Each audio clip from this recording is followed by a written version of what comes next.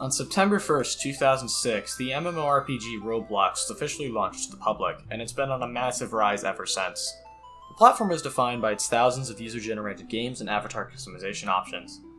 And given most of my time on YouTube as Whipped Cream Gamer was defined by this game, it was inevitable I'd do a summary of my experiences with the platform as it continues to rise and become a massive multimedia icon. Now, this video isn't meant to be a general history video on the platform as a whole, as many more knowledgeable people have done that. Instead, I'd like to discover my personal experiences with the platform in full. And you can't do that without discussing the beginning, which for me started around 2009 to 2011.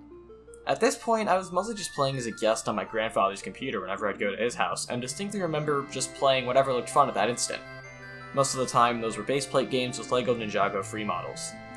I don't have any access or memory of any of the games in specific, but I can confirm they weren't that good. Anyways, I finally created an account when I got an old Toshiba satellite handed down from my dad around 2013. That account, which I decided to name Hero Killer 5, because apparently even at 8 years old I was an edgelord, was where a lot of my concrete memories and even pictures lie. I played a lot of the classics, like Welcome to the Town of Robloxia, That Underground War Game, Survived 2012 by the Amaze Man, Survived the Disasters by the Furry Fox, or Virus now, apparently. And of course, the eternal classic Welcome to Roblox Building. And since I was an aspiring writer at the time, I just so happened to decide to write a bunch of bad fanfics on my iPod Touch that unfortunately got backed up to my Gmail at some point. So lucky me, I get to look back at those on any iOS device I ever sign into. I need to keep remembering my sins, apparently. Thank God I didn't know how to make a Wattpad account. Unfortunately, I only used Hero Killer 5 for about a year before it got passgassed. However, in 2018, I finally regained access to the account via a successful Roblox support email. So this story finally has a happy ending. And if there's anything else to say when it comes to my earliest Roblox endeavors, it's that giving an 8-year-old Roblox studio might not have been the smartest things to do. Those games are mistakes, and if you'd like to play them, they should all be public on that profile. Have fun! Now it's time to truly get into the meat of my experience with Roblox. In 2014, I created my current Roblox account that I've been using ever since, which was, in some stupid stroke of inspiration, named Pause for Sale. The amount of jokes people have made about that name are insurmountable, and frankly, I deserve it. But that isn't the point, as this was when I was truly beginning to partake in the platform as a whole. I was pretty active in the forums, partook in most of the events that people fondly remember from that point on, and met some honestly pretty good friends from all of these. The forums were a fucking mess in retrospect, and some of my posts from that point are proof of that. The only reason I have access to these at all is thanks to archive.frost.io, which got a pretty complete archive of the forums before they closed down for good. So, without further ado, please enjoy a dramatic reading of some of these posts.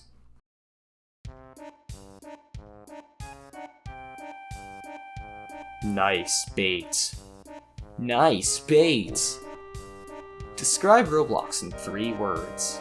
Wasting my life. Why are guests removed? It's for the developers and to get more users. It's not for more money, because when someone makes a user, they don't make money. The concept of audience growing was foreign to me at the time. Why are we all Hotel Mario? Oh god, this coincided with my YTP face, didn't it? Fuck me. The worst rage you've ever done. I raged at the Wii U and threw my controller 3 feet across the room. Thank God Nintendo repaired it. A profane finger may have been pointed, and some words might have been said. Not proud of it. XD. But outside of the forums, I also started creating Roblox YouTube content at that point. This was when Roblox YouTube really started to become the huge subgenre that it is today, and I can thank it for the reason I'm even on YouTube at all right now.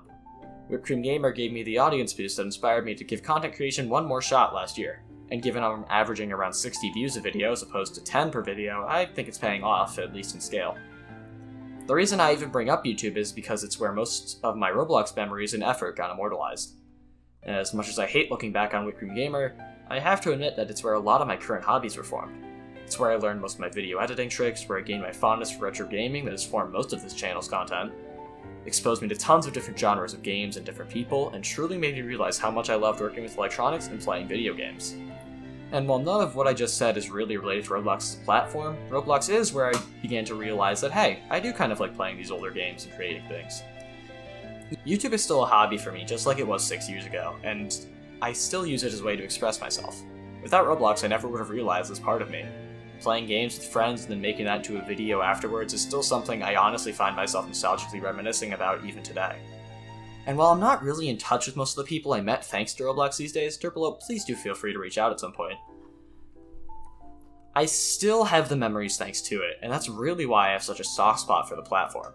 Roblox is a very accepting and easy to use system to meet people and play games, and I think that's why it's lasted as long as it has. But even I can admit that some of the soul that I loved about the platform is fading, at least to me. I am in no means trying to imply that Roblox is on the brink of death right now, because it really isn't. It's reaching heights that I never even imagined for it a few years back.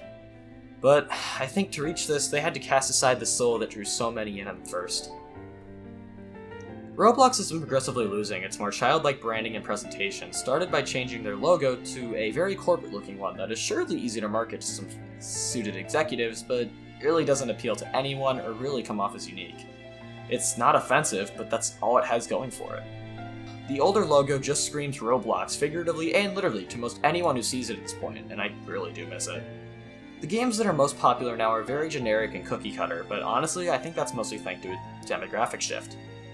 From the platform's conception to around 2016-2017, a heavy focus was placed on 10 to 17-year-olds, and those games often reflected this.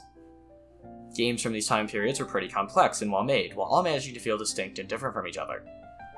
This wasn't the most accessible to people under that age group, though, and as time goes on, it feels like developers are realizing the big moneymakers are games targeting the 6 to 11 age group. Games like Beep City, Adopt Me, and Royale High are the best examples of this. These games obliterated platform records and became some of the most popular games, period, within the span of a year.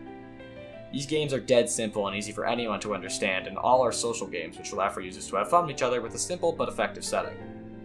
On the other side of the coin, the simulator genre has exploded in popularity greatly thanks to developers realizing it was the most profitable thing since VIP passes. These games push hard grinds on the player, which can be averted via Game Pass speedups. This is the monetary system that mobile games have been exploiting for years now, and I can't say it doesn't work in that regard. Dead simple and grindy experiences are just the norm now, thanks to the huge demographic shift. Lastly, I think Roblox in general has just gone super corporate. In the good old days, god I hate that term, admins felt like regular users. They'd casually chat on the forums, making games and playing other ones, and just in general come off as really friendly and chill people. But as the money goes up, it feels like Roblox is taking fewer and fewer risks and the admins are just taking a backseat role. The concept of the Roblox staff team isn't cool or grounded anymore, it's just bland and distant. I think the final nail in the coffin that truly made me realize the Roblox of the past has been pretty thoroughly obsoleted was the introduction and rapid pushing of Rthro. I'm sure a bunch of edgelords are already typing their hate paragraphs on this thing, and for good reason, but hear me out here. Before the introduction of Anthro/Rthro, and to an extent R15, Roblox avatars were blocky, Lego-esque things that were very hard to mistake for much else outside of Minecraft characters. To this day, people recognize the shape of a Roblox character pretty much instantly. R15 felt like a pretty natural evolution of this concept, giving characters joints and more movement. It wasn't entirely well received, but most felt it was a reasonable introduction to the platform. Anthro, on the other hand, was and has been heavily maligned for its entire existence due to it just not feeling like Roblox. It's a far cry from the blocky avatars of old, instead just being generic Unity cartoon models ported to the Roblox avatar engine. These are fine, but they're not Roblox to me. They're inoffensive, and everyone who was screaming this would incite ODing, we're overreacting as always, let's be honest. But it's the most corporate rebrand method Roblox has tried thus far. At this point, the Roblox website feels like an old friend from high school you met up with again after 15 years of silence. They're familiar for sure, but so much has changed that you just don't feel the same connection you had before. Places are now called experiences, the catalog is just called the avatar shop, the sidebar is just boring, frankly. The forums and place comments are long gone, and most everything you see relating to the platform just lacks any spunk or character. The classic red of the logo and branding has been dropped for an absolutely soul-crushingly generic gray-black combo, and Builders Club has just been completely forgotten. The childlike whimsy has been traded for clean and generic colors and shapes. It just feels sad, frankly. I'm impressed at how huge Roblox as a platform has become, but it bears repeating that all of their prior soul seems to have been sacrificed to reach that. I don't think I'll ever become as active as I was in 2016 to 2017, and I think many share that sentiment.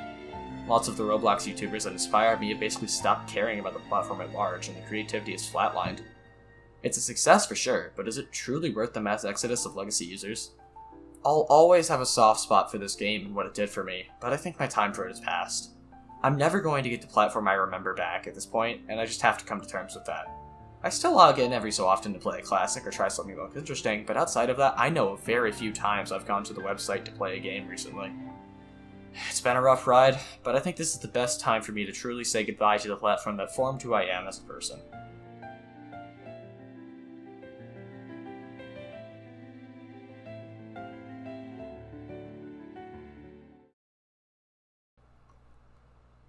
Wow, I really didn't anticipate this video ending on such a depressing note, but hey, roll with the punches, am I right?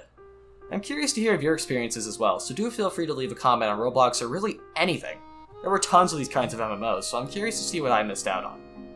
Outside of that, I can still confirm the Galaxine video is on its way. I just wanted to get this out while I could, as it's been a bit of a passion project for me.